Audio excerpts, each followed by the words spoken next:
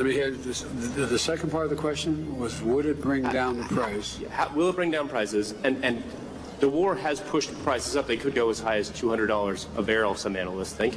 How long is it fair to expect American drivers and drivers around the world to pay that premium for this war? As long as it takes. Russia cannot, in fact, defeat Ukraine and move beyond Ukraine. This is a critical position for the world. Here we are. Why do we have NATO? I told Putin that, in fact, if he were to move, we would move to strengthen NATO. Hey, I'm Jason, and this is Supply on Demand Daily. I keep tabs on the economy so you don't have to. And you were just lied to about the energy crisis for probably the 1,000 bajillionth time. We're all being lied to about the energy crisis, both by the President of the United States himself and by journalists who take the premise of their reasoning and just run with it without a second thought. I'm just here to inform you that the entire premise of this conversation is wrong. The premise is wrong because the energy crisis is almost or even over a year in the making now. It didn't start with the Russian invasion of Ukraine, and I'm going to show you all of the evidence that shows why that's true. So let's go ahead and start with the Strategic Petroleum Reserve. Recall that Biden's preferred way of dealing with high gas and oil prices is to withdraw oil from the U.S. Strategic Petroleum Reserve. I'm showing a chart here of the stock of the amount of oil that's in that reserve here. Now you'll notice that it really falls off a cliff over here to the right. But what you may not be able to pick out with the naked eye is that the starting point for that fall off in the stock of the Strategic Petroleum Reserve is not March of 2022 when Russia invaded Ukraine. It's actually November of 2021. And if you don't believe me, this isn't just a data thing. Let's go over to the press release where the Biden administration announced that they were going to do just that. President Biden announces release from the Strategic Petroleum Reserve as part of an ongoing effort to lower prices and address lack of supply around the world. This is dated November 23rd, 2021.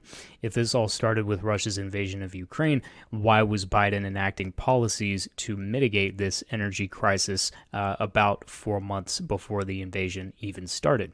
Let's go ahead and move on. This is the most common benchmark price for natural gas in Europe. Don't worry about the blue line and the light blue line. We're primarily focused on the dark blue line right now. This is the Dutch TTF natural gas futures price. And between 2018 and February of 2020, just before lockdowns began, it averaged 5.28 euro per million British thermal units. By September of 2021, it was up to 27.37 euro per million British thermal units. That is a 500% increase, and that happened 6 months before the invasion even began. Now, a lot of the talk around the energy crisis has centered on Europe, but it actually manifested in East Asia even earlier last year. So let's go ahead and pan over to China for a second. I'm showing a map of China that I made last year when I first started tracking all of this global energy business. The yellow markers here are provinces that started to have their industrial power usage restricted as of October of 2021. The orange markers down here, these provinces had their industrial power usage restricted as of May of 2021. Now, why is that?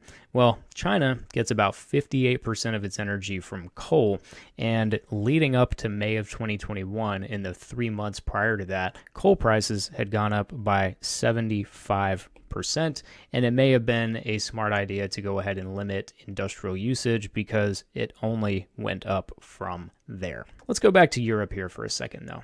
This is the percentage increase in wholesale prices across a bunch of Eurozone countries. Finland, we have 68%. Germany, 97%. France, 100%. Denmark, 89%. And the UK, 63%. Now, this looks like something that would happen over a period of 10 years, 20 years, but it's not. This is over the 2 months from August to October of 2021. huge increases in wholesale electricity prices. Add on to that, 25 retail power companies went completely bust in Great Britain from September through November of 2021.